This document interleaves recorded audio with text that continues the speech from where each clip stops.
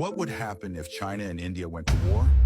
Everything would likely begin in the Himalayas, where China launches an attack on the long-disputed border regions with India. India would respond by reinforcing its troops and strengthening its defenses.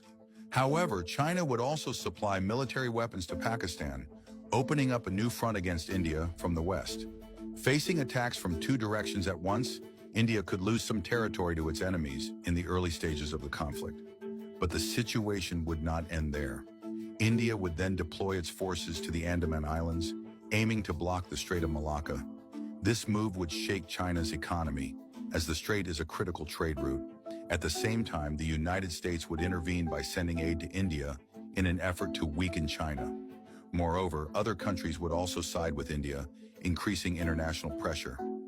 Under these combined military, economic, and diplomatic pressures, China would be forced to retreat and abandon the disputed territories.